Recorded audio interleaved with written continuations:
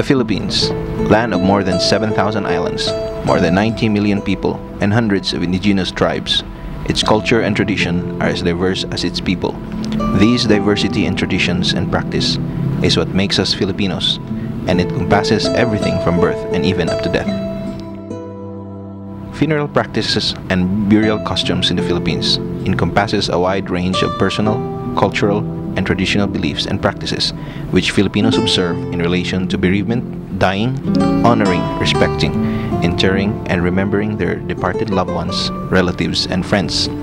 Sources of the various practices include religious teachings, vestiges of colonialism, and regional variations on these. Kana bang parinti diha o kanang mga anak mga kuan ba dili gila pabuaon sa limos sa ilang hanbaron kay lain. Anong lain? Tiawon na sila na sige nakakihap sa limos sa ilang amahan dili sila kapaglabot ana lain tao mag-ihap. Because the country has many islands and is inhabited by different ethnic groups, Philippine funeral practices and burial customs are very diverse. In this short film, we will feature some of the most popular funeral and burial customs in the Philippines, more particularly traditional Visayan funeral and burial customs and practices. What more could be a better source of this information than those involved in the funeral industry themselves? Since these traditions are only passed orally, we decided to interview a mananaptan, a person who says prayers for the dead. Manang Carolina, who is more than 60 years old and has been a mananaptan for more than 40 years, has been kind enough to share with us these traditions. Dahil nakaikumparasin, mga sasinta na katuig siguro, sige pangadji. Oo, bisag asalaw ko haon, maadlaw gabi eh. Dini, nakapangadji ko dinig siyam kagabi gani din. Mayong hapon manan ka na mga estudyante din sa University of San Carlos. Karong hapon na ami ka ng aktibidades nga gusto na mo mahibaw ang tradisyonal nga pamaagi sa pagpalubong o sa mga ritual sa kabilatay tungkol sa buhaton sa mga pamilya.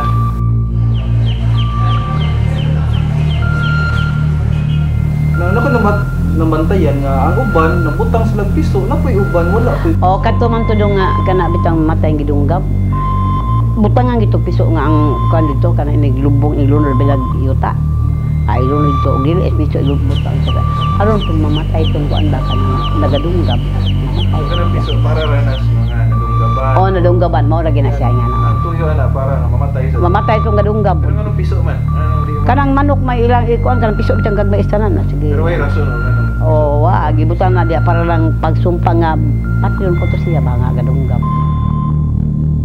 Pero kanay ko dahil lain ko na nga common sa kanang may mamatay nga nang muhatag yung taglimos o sa may punta sa punta ay hinabang man to doon mao manggil mulimos manggil ta dong na matay kay matay buta na apoy mulimos nga ato pong suluhon di mo na nga limsan gyud ato sila kay ang kamatayon ato tabang-tabang na ba kinabangay man kay nga bangay. Ako na itong nabantayan ba ba? Kanang sa kanabit ang sadit ba na paglubong o samtang ba nagahaya ka ng naay plato mabukon na? Doon niya na bukaog, doon na sila bay kuan ba? Dinudahan nga kinin. Kuan ba, matay ro niyo ito. Wala na sa ulan na matay man na kanina. Sila bukan na inig ka na sa sumpa. Mo na iso. Barangan. Kay sumpaon ko ba, kay nakadina naman ang ilang kamatayon. Kanang uban kanang naghihaya diha nya doon na sila namatay nga wa pa ko ani ba wa pa dan tituig ba wa pa ro kabulan kanina man butangan og ang ganina kanang guna bitaw nga kan ba way puluan imong pigdaan dos minatay ka bulan di magkanina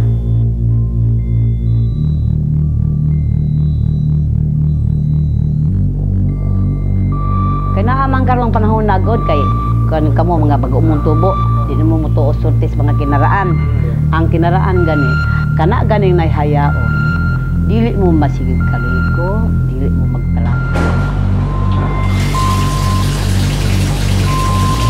dili gina maligo manghilamos lang ana di man maayo nang paglimpyo dong kay limpyuhan ta purot mo kamatay purot mo kamatay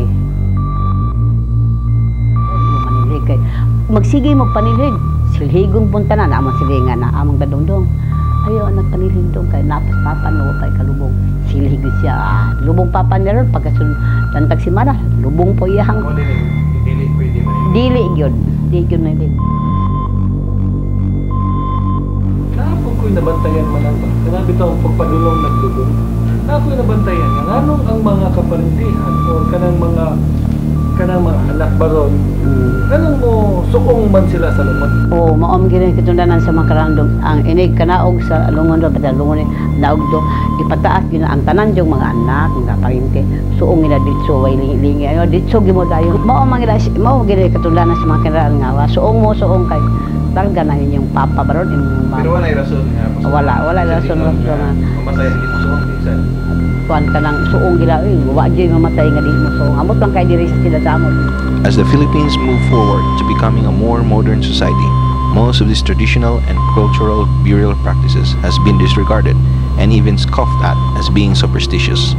However, there seems to be no harm in maintaining these cultural traditions, as this is what defines our being Filipinos. May the souls of those who have died rest in peace.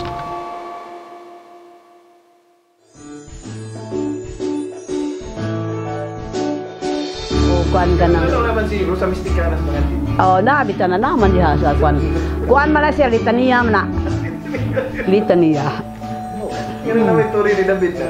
Mao na diha nang kusa. Sorry ni David. Pangaji balik pangajian ta mo. Sige. Oh sige. Pangaji mo. Kay pangajian ta mo.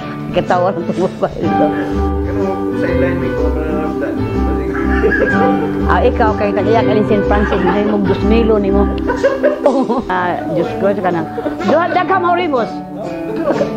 Rimos nga. Kada ka rimos na.